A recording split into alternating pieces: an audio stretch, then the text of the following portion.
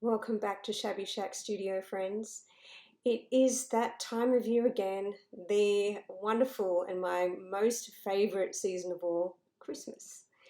And this is the time when my creative energy is always at its highest. But not just that, I'm always thinking of family traditions and all the things that I want to do to celebrate the season, and whether that's decking out the tree in the house, or if it's thinking of family and friends that I'm going to see, and ones that are maybe too far for me to catch up with at this most special time.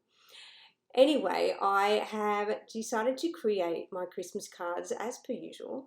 I do love to create something by hand, something that's special, and I'm even have been known to send them to friends and family that are, not too far away at all, because I think it's so nice to actually receive snail mail. It's nice to receive something in the post other than bills. So let's get started on our Christmas cards. I have two for you that coordinate beautifully. They've both got greenery in them, and this year I've actually decided to do something a little bit fun, because I have been doing some embroidery as part of our linen gifting range, and our linen prints that have been super popular. So thank you everybody for all your support. So I have decided to create something. I know I am a mixed media fan, so I've decided to create something a little bit different and something that embraces a little bit of everything. Now, if you are not a confident stitcher, or if you're thinking, oh my goodness, this is going to be tricky, it's so not.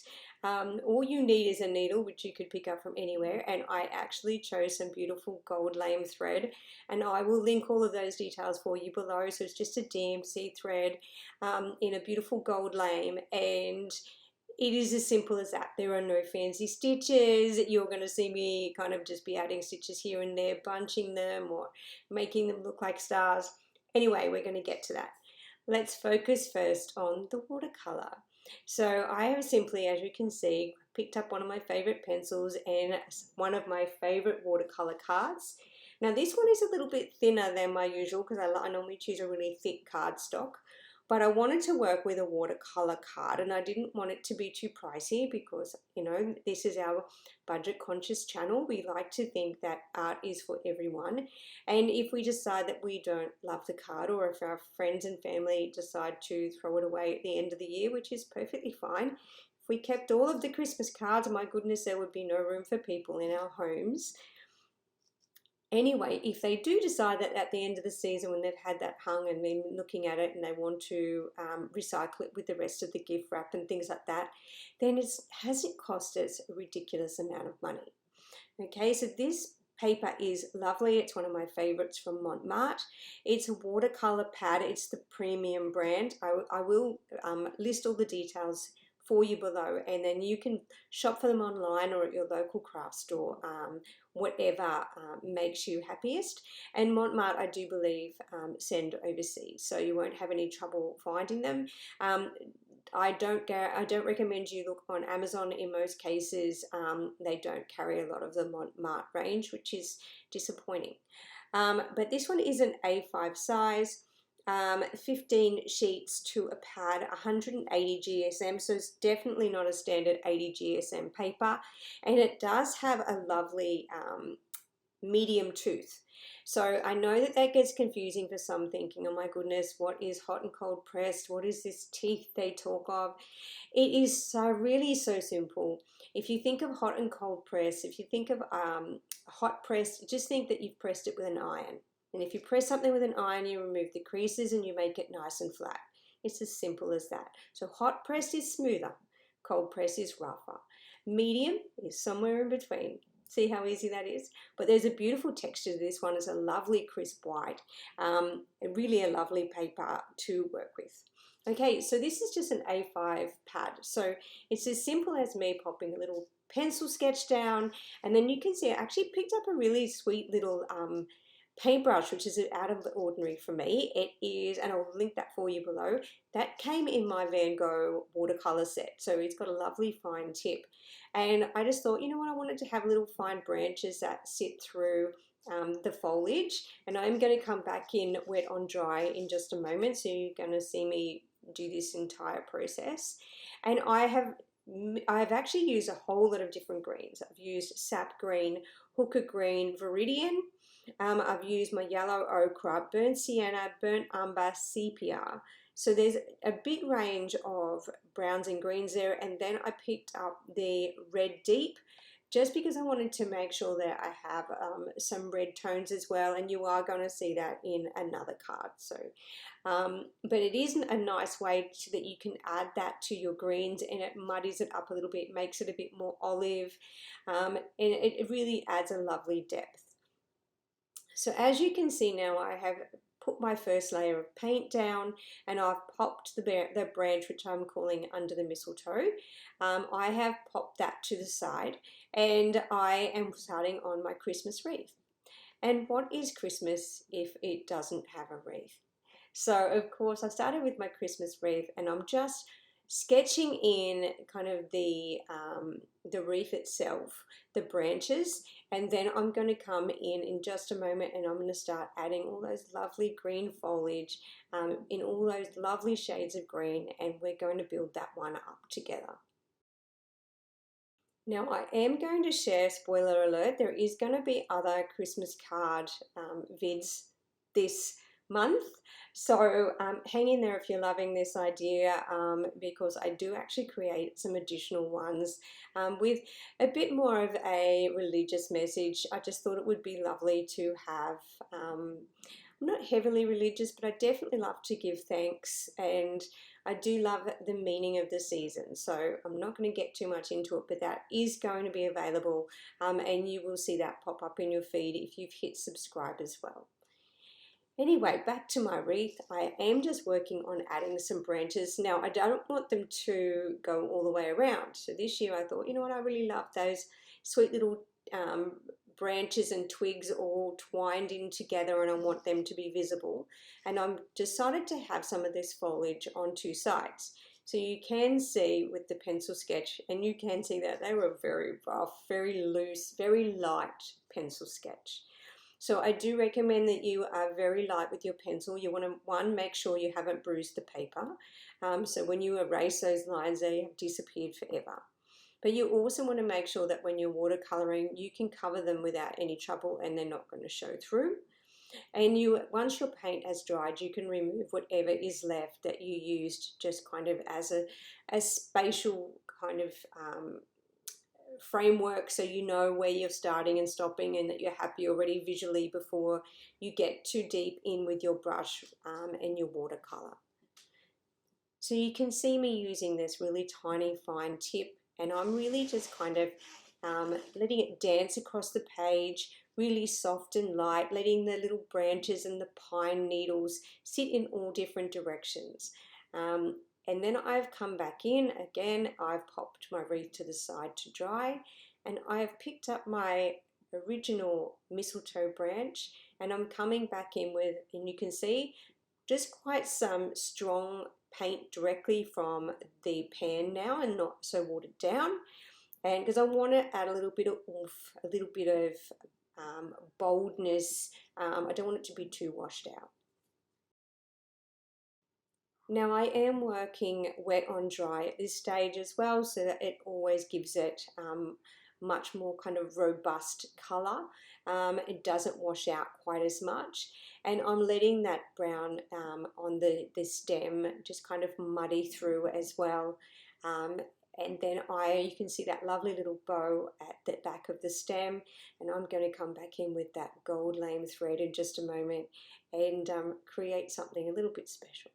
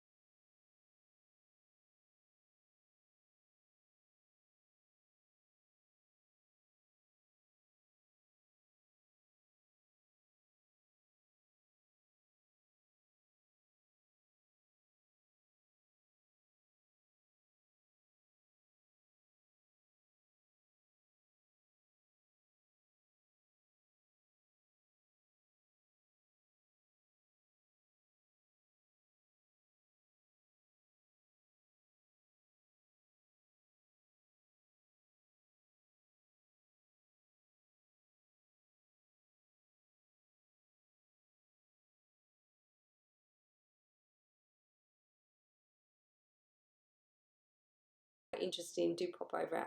The link to my website is below.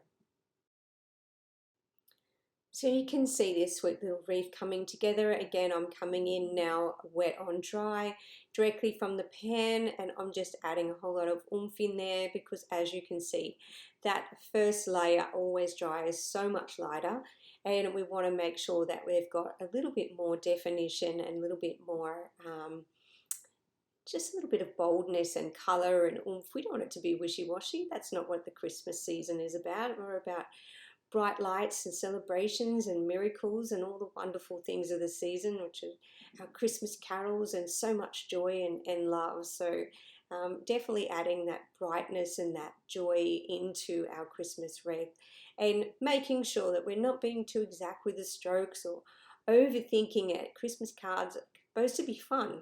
So this is something that would be lovely to be done with the kids, lovely in front of the telly when you have a Christmas movie on, Christmas tunes, turn on some bugle and really just enjoy the moments.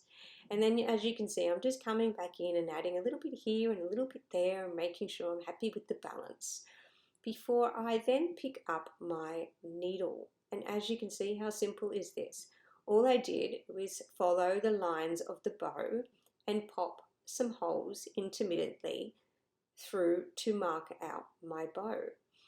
Such a simple process, and just make sure you keep your finger underneath out of the way. I did stab myself.